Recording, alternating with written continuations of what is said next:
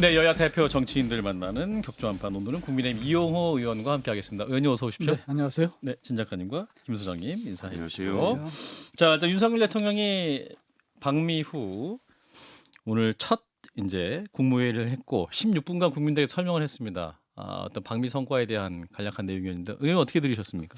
저는 이번 국빈 방문 그리고 한미 정상회담 성과에 대해서 윤석열 대통령께서 확신을 가진 그런 모습을 봤고요. 예. 특히 정상 간의 케미가 맞았던 것 같아요. 그래서 음. 저는 높이 평가를 하고 실제로 뭐 내용도 그렇지만 여러 가지 그 외에 뭐 연설 또 이런 것도 환영하는 모습 이런 것들을 보면 굉장히 분위기가 좋아서 본인 스스로 대통령 스스로가 만족스러운 모습인 것 같습니다. 예. 근데 오늘 이제 국무회의 말씀하신 내용 보면 이게 동맹이라는 단어가 42번 나왔다. 그래서 너무 이게 동맹에 너무 사로잡혀 계신 게 아닌가라는 그런 얘기를 좀 하시는 분도 있거든요. 의원님 어떻게 이제 동맹에 대한 강조 그동안 동맹이 많이 훼손돼가지고 그런가요? 문재인 대통령 때 사실은 한미 간이 좀 서먹한 게 사실이잖아요. 그래서 이번에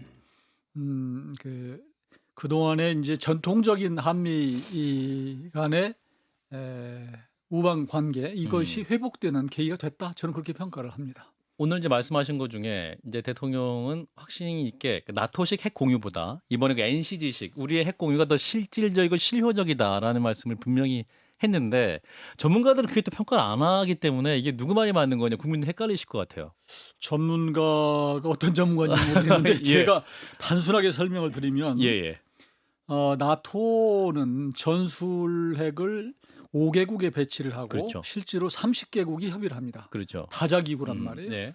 근데 우리는 단순하게 산수로 따져도 양국이 직접 소통하는 늘 상식이구다. 당연히 우리가 효율적이고 그러지 않겠습니까? 일본이 들어오게 되지 않나요? 중국에는 뭐 일본도 아니, 근데 같이 할 수 문제는 있다 이렇게 뭐냐면 생각이겠죠. 우리는 뭐 그 전술핵에 배치가 되어 있는데 뭘 협의해요?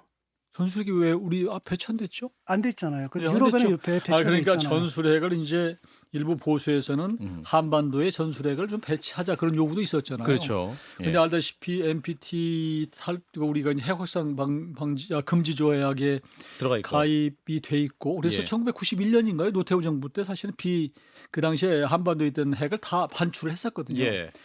그러니까 미국으로 봐서도 한국에 다시 전술핵을 배치하는 것은 부담이 될 것이고 또 북한의 핵 확산을 억제하는 것과 논리를 사실 논리가 안 맞는 것이고 그렇기 때문에 핵 자산을 한반도 주변에 늘 상시적으로 배치하다시피 하고 그것을 같이 정보를 공유하겠다. 그렇게 하는 것이 더 효율적이다. 이렇게 보는 것이죠. 예, 이제 공동 실행, 공동 기획이라는 말이 이제 많이 나오는데, 그러면 공동 실행이면 같이 핵 버튼 누를 수 때 바로 함께 누를 수 있는 그건 뭐 것이냐? 핵 버튼의 주인은 미국인데. 미국이다라는 것이고요. 예, 또 지금 우리가 이제 이번 한미 정상회담에 대해서 논의를 많이 하지만 우리가 가고자 하는 방향은 절대로 이런 핵 전쟁이 일어나서는 안 되는 거예요. 그렇죠. 억지 문제를 사실 억지 문제 얘기하는 거잖아요. 그렇죠. 예. 핵 확산을 방지하는 거, 북한의 미사일 도발을 방지하는 것 갖고 논의를 하는 것이니까 실제로 전쟁이 일어나면 끝이에요. 그런 일이 안 생기게 어떻게 억제할 수 있느냐, 이게 어떤 게 가장 효율적이고 효과가 있느냐, 이 부분이기 때문에 예. 누가 뭐 버튼을 누르고 안 누르고 그것은 그 자체는 너무 나간 얘기죠. 그 홍현익 전 국립외교원장은 그러니까 이제 한 페이지 길게 써 있는데 한 문장이면 된다. 만약에 북한이 핵 하나 쏘면 미국에서 바로 쏜다. 바로 응징에 대한 한 문장만 있으면 되는데 그것을 예. 그렇게 이렇게 더 나가가지고 그런 일이 생기면 안 되기 때문에 예. 그러면 예를 들어서 핵이 저쪽에서 발사했을 때 어디로 발사하느냐도 중요한 거 아니겠어요? 예. 한반도로 할 거냐, 일본으로 할 거냐, 미국으로 할 거냐, 예. 이런 거에 대해서 상황이 달라질 수도 있는 것이고 과연 북한이 핵을 쏠 때 우리 이쪽에 쏠 거냐. 그러니까 그런 문제는 굉장히 그분이 원장이잖아요. 국립외교원장. 너무 예. 단순한 얘기죠. 저는 저는 복잡다단한 너무 것을 나간 얘기를 가지고 자꾸 성과를 갖고 논의하는 것은 적절치 않다고 봅니다. 경제 얘기도 좀 해보면요. 오늘 18분 모두 발언하시면서 그 칩센사이언스 반도체법하고 IRA는 아예 언급을 안 하셨더라고요. 그래서 두루뭉술하게 뭐 이제 그런 게 좋아질 거다라는 말씀하셨지만 실질적으로 사실 뭐 이재용 회장이나 정의선 회장을 함께 미국에 대동해서 갔을 때는 그런 부분에 좀 숨통을 터질 거란 기대가 있었는데 그런 부분이 좀 기대에 못 미친 것 같거든요. 조금 아쉬운 부분인데요. 그러나 이제 한미 정상 간의 워싱턴 선언에는 예. 그런 구체적인 내용을 넣기는 좀 어려웠을 거예요.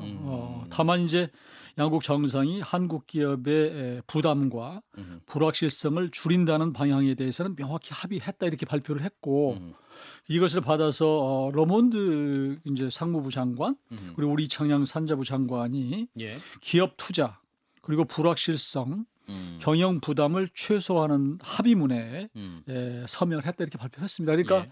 지금부터 그걸 토대로 해서 구체적으로 이제 논의를 해간다 그러니까요. 좀 지켜봐 주셨으면 좋겠습니다. 왠지 현찰 주고 어음만 받은 기분이라서. 늘 얘기하는 게 뭐 어음도 뭐 당장- 믿을 만한 어음이면 뭐 네. 괜찮은 거죠. 그 당장 급한 게 이제 10월이면은 네, 그 그렇죠. 유예 조치가 이제 만료가 되지 않습니까? 네, 네. 라고 한다면은 그 삼성이라든지 그쪽에 반도체 공장 네.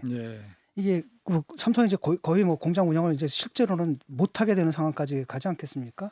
그 부분에 대한 그 연장이 그 기간의 연장이 좀 필요했는데 그 부분은 좀 어떻게 됐나요? 그러니까 이번에 저도 그렇지 않아도 삼성전자 이모 고위층하고 좀 만났는데 이 예. 부분에 대해서 어떻게 생각하냐 했더니 본인들은 큰 걱정 않는다. 그런가요? 지금 이번 정도의 어느 정도 언급해 준 것 같고 충분히 디테일을 만들 수 있다 이렇게 얘기를 하더라고요. 그래서 저는 지금 우리가 걱정하는 거 물론 이제 우리가 협상의 레버리지를 이용하려면 야당에서 세게 때려주는 것도 좋습니다. 이 예. 부분에서 왜 안 됐느냐 이렇게 하는 게 좋은데 실제로 기업이나 이런 쪽에서는 그런 정도는 문제를 해결할 수 있다고 보고 기업들의 체감은 네, 괜찮다. 그렇게 저는 뭐 그렇게 직접 들었습니다. 그렇군요. 그런데 이제 우리가 미국에 투자한 한 150조 넘는데 우리가 이제 얻어온 건 넷플릭스 3조부터 시작해갖고 대개 10조가 안 되지 않냐라고 해서 좀 너무 그 노래방이 비쌌다라고 민주당 김의겸 의원은 또 그렇게까지 또 비판을 하는데 이제 국민들 입장에 더 듣고 싶어하실 것 같아요. 우리가 뭘 얻었느냐에 대한 설명. 추가적인. 김의겸 의원에는 늘 뭐 그 노래방, 뭐 술집 뭐 이런 생각이 들어있는 그거 적절치 않아요. 지금 뭐 134조 대 7조 9천 그래서 예, 자꾸 얘기를 하는데 예. 우리가 미국에 134조를 투자한 것 중에서 40조는 예. 문재인 정부 때 이미 결정을 한 부분이 있는 거거든요. 예. 그리고 투자라고 하는 게 우리가 이익 내기 위해서 사실 돈 투자하는 거잖아요. 우리 뺏기는 겁니까? 그건 아니라고 생각하고 미국이라는 시장을 통해서 미국의 시장, 미국을 통해서 전 세계로 나아가고자 하는 우리의 투자, 뭔가 이익을 가져오기 위한 이런 예. 것이고 그럼 우리가 중국에 투자하고 예를 들어서 인도네시아 투자하면 다 우리가 다 미치는 것입니까? 저는 그렇게 생각 안 봐요. 그러면 일부에서는 민주당 일부에서는 그러면 왜 국내에서 투자를 하지 그러냐? 국내 투자 많이 결정을 했어요.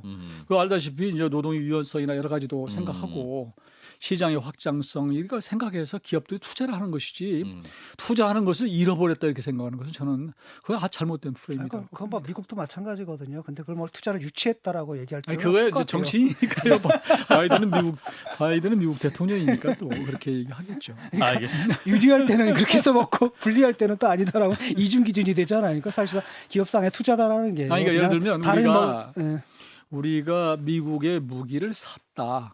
이건 다른 문제입니다. 아하. 그래서 뭐 우리가 미국의 무기를 30조를 샀다. 이런 건 다른 문제고 실제로 우리가 공장을 지어서 앞으로 이익을 남길 수 있으니까 기업은 투자를 하는 거잖아요. 예. 우리가 원전을 수주했다. 이건 굉장히 도움이 되는 것이거든요. 이게 사안사안에 따라서 우리가 평가할 일이지 그걸 뭉뚱그려서 아니 40조를 민주당 정부 때 다 투자하기로 결정했었는데 합쳐가지고 이번에 134조 3조 투자했습니까? 저희 합의했나요? 예. 그건 좀 아니죠. 이제 유승민 전 의원이 이제 경제 전문가로서 이런 말씀도 하시더군요. 그러니까 이번에 이제 대통령께서 그러니까 경제 문제 관해서 혜택을 얻어오실 수 있었던 것은 항상 자유를 강조하시니까 중국과 무역할 자유를 더 많이 보장받으셨어야 됐는데 반도체 관련해서 뭐 중국에 팔지 마라 뭐 이런 것들에 대해 미국의 제한 이런 것들을 못 풀고 왔다 이런 부분을 지적하시더군요. 이 그러니까 부분은 민주당 지적도 비슷하고요. 어떻게- 예. 명시적으로 이 부분이 깨끗이 해결 안 되고 온 것에 대해서는 사실 뭐 지적이 있는 게 사실인데 예. 유승민 전 의원이 뭐 여러 가지 마음이 불편한 것은 이해를 하겠지만 예. 그러나 지금 조금 전에 설명한 대로 이 경제 문제도 지금부터 집중적으로 지금 서로 긴밀하게 협의해 가고 있다 이렇게 말씀드리겠습니다. 이제 시작이다. 네. 알겠습니다. 아니 자. 그래도 한미 정상회담인데 굉장히 큰 계기인데 거기서 해결을 했어야지. 그러니까 거기서도 해결하지 못한 문제가 뭐 아니, 그냥 워싱턴- 미국에서 받을 만큼 다 받았는데 뭐 그 우리한테 무슨 양보해줄 뭐란 유인 같은 것도 지금 없는 상태 아닙니까? 근데 뭘 그러니까 어떤 워싱턴 어떤 선언에서는 큰 방향은 조금 전에 말씀대로 그 포함이 됐고 다만 이제 더 낮은 단계에서 우리 산자부와 그쪽의 상무부 간에 논의해서 시행령을 만들거나 예외조항 만드는 것은 거기에 사안이기 때문에 예. 거기도 하여튼 이제 서로 협의를 하기로 이렇게 됐다는 말씀을 드립니다. 알겠습니다. 자, 오늘 이제 원내대표 회동이 있었어요. 윤재욱 원내대표와 민주당 박원 신임 원내대표 두 분 의원님 잘 아시죠? 잘 알죠. 예, 네. 두 분 케미가 뭐 좋겠죠? 잘 맞을 것 같아요. 두 분 다 성향이 비슷해서 예. 모르겠어요. 근데 비슷한 사람이 만나는 게 케미가 좋은 건지 아. 정반대가 만나는 게 좋은 건지 모르겠는데 성격이 비슷하신 분들. 두 분 다 합리적이고 비교적 조용한 편이고 온건한 그런 성격이어서 저는 뭐 잘 맞지 않을까 싶습니다. 예. 근데 이제 대통령이 방미 후에 이제 되게 여야 지도부 함께 만나시는데 원내대표단부터 만나겠다 이런 얘기가 나와서 안 된다. 민주당은 당대표부터 만나라. 이렇게 얘기를 했단 말이죠. 근데 이제 그 행정부로 봐서는 외국에는 당 대표라고 하는 존재가 거의 없습니다. 외국은. 그러니까 다 플로어 리더 그래서 이제 그 의회 지도자들이거든요. 그러니까 국회를 끌어가는 것은 원내대표 단위이기 때문에 지금 이번에 이제 윤재욱 대표도 새로 됐고 네. 또 박광원 대표도 새로 됐기 때문에 얼마나 좋은 기회예요. 그래서 같이 좀 협조도 요청하고 또 축하도 드리고 예. 또 그러면서 이제 방미 결과도 설명하고 그러면 참 좋은 기회였는데 네. 박광원 원내대표가 거절한 것으로 그래서 정말로 귀한 초청장을 좀 쓰레기통에다가 좀 버리는 우를 범하지 않았는가 그런 아쉬움이 있습니다. 그 박광원 원내대표는 받을 수가 없잖아요. 이걸 받아버리면 그렇습니까? 대표 패싱이라는 얘기가 나와버리니까. 원내대표와 대표가 결이 다른 걸로 보면 좋겠는데 그러니까 네. 공천 당을 끌어가는 거 이것은 이제 대표가 맡고 예. 국회를 끌어가는 것은 원내대표가 맡기 때문에 좀 역할 분담 차원에서 우선 원내대표끼리 만나서 서로 대통령과 만나서 소통을 해서 그걸 빌미로 해서 대통령도 좀 대표도 좀 초청해 주십시오. 이렇게 했으면 참 좋았을 텐데 저는 하여튼 좀 협치를 이렇게 시작할 수 있는 기회를 좀 놓친 것 시도할 같다. 수 있는 그 기회를 좀 놓친 것 같아서 안타깝습니다. 예, 이런 가운데 이제 태영호 의원 얘기가 나옵니다. 예. 이제 이진복 수석과 대화를 하면서 어떤 일본에 관련해서 어떤 정부의 우호적인 발언을 하면 공천에 문제 없을 것이다라는 얘기를 이제 부자진행에 했다는 그 녹취가 나오면서 이제 당사자 두 분은 서로 아니라고 이제 말하는 상황인데 이런 과정은 어떻게 보세요, 의원님? 솔직히 이 내용 때문에 출연하기가 싫더라고요. 야, 나가서 뭐라고 얘기를 하지?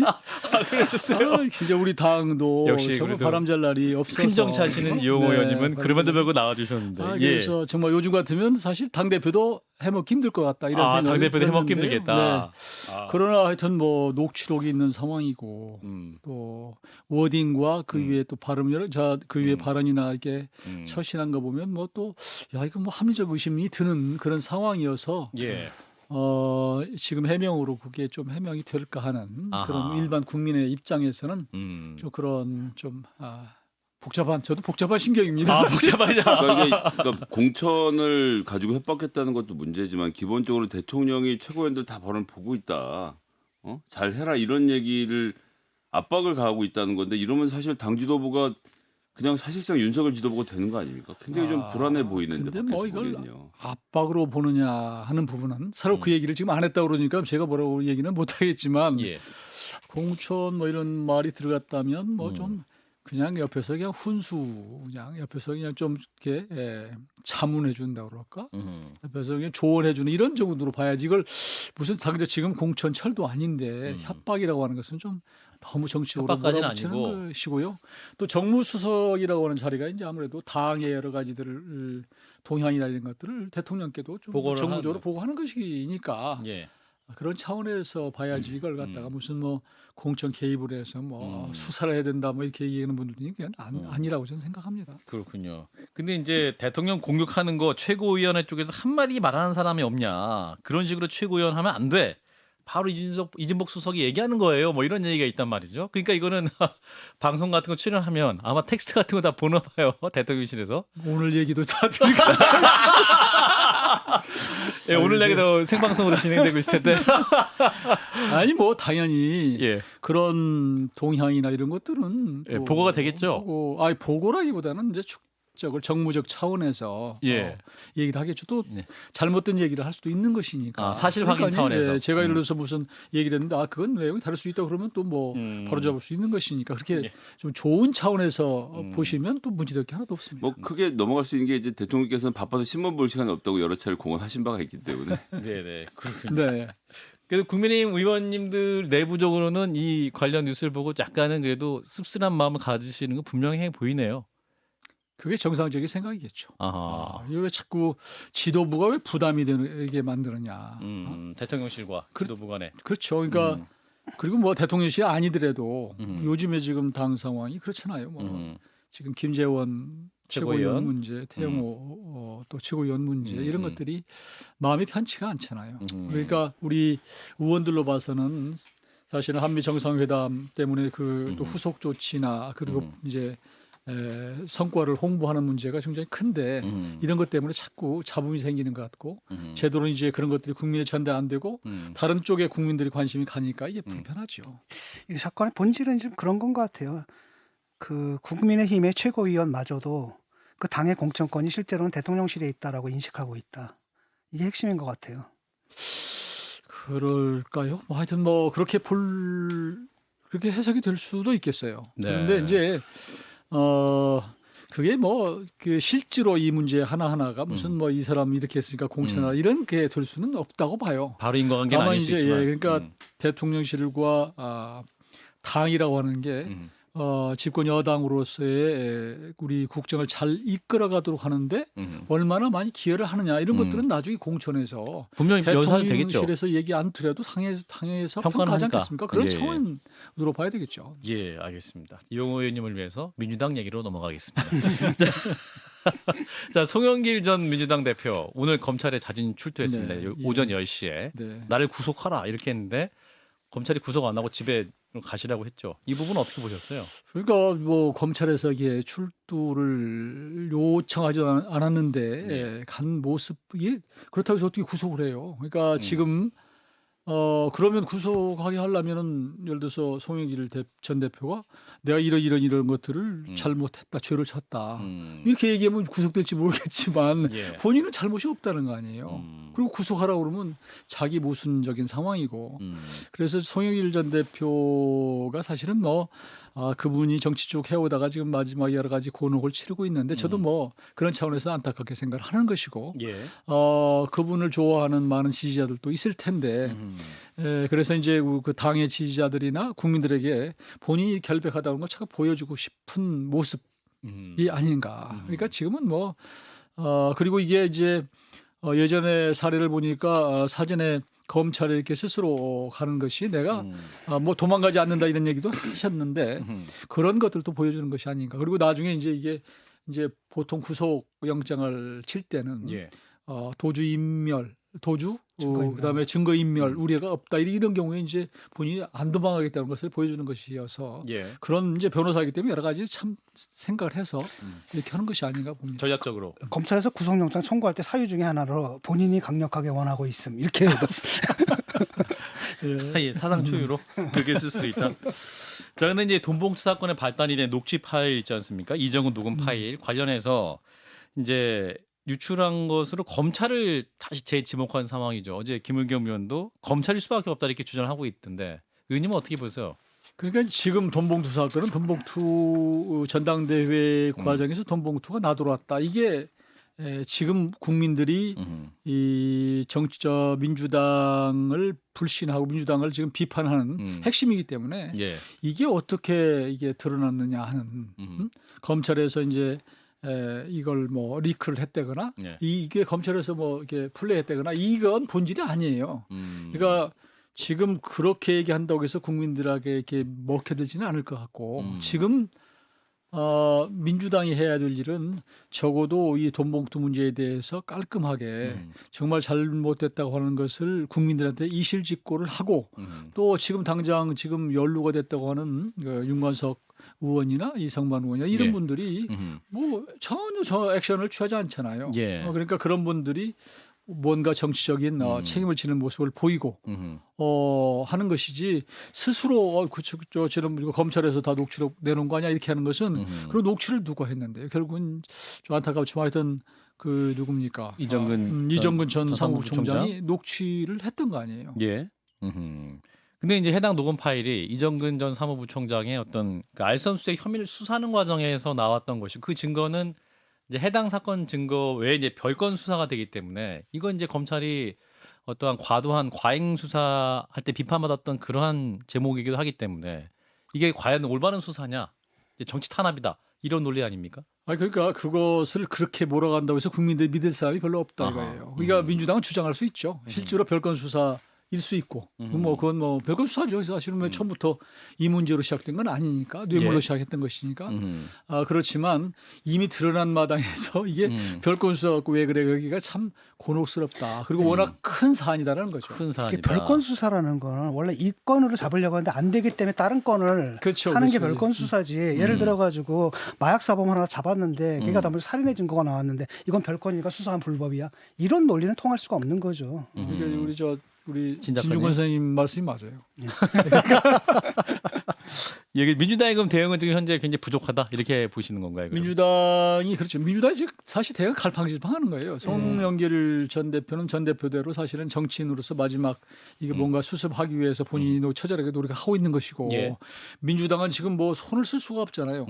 워낙 큰 이재명 전 대표의 사법 리스크가 더 큰 거가 있다고 보여지는데 거기서 단호하게 이제 윤관석 의원이나 이런 사람들을 뭐 잘라낼 수도 없고 결국 카드가 지금 검찰 손에 있는 거 아니에요? 도대체 뭐가 앞으로 나올지 모르는데 꼬리 자르기서 자꾸 뭐 단계적으로 처리할 수도 없고 그러다 보니까 이도저도 지금 전체적으로 이 상황 대처하기가 굉장히 곤혹스럽다, 어렵다 그런 상황으로 판단이 됩니다. 알겠습니다. 자, 오늘 말씀은 여기까지 듣도록 하겠습니다. 어려운 상황이셨는데 나와주셔서 본전도 못 찾고 아닙니다. 너무 아주 오늘 부드럽게 예, 의원님 칭찬을 굉장히 많은 애청자들께서 하고 계십니다. 국민의힘 의원님이 이용호 의원님만 같으면 좋겠다라고 많은 말씀해 주셨습니다. 오늘 격조 한판 국민의힘 이용호 의원님 고맙습니다. 네, 고맙습니다. 좋아요, 구독. 알림 설정.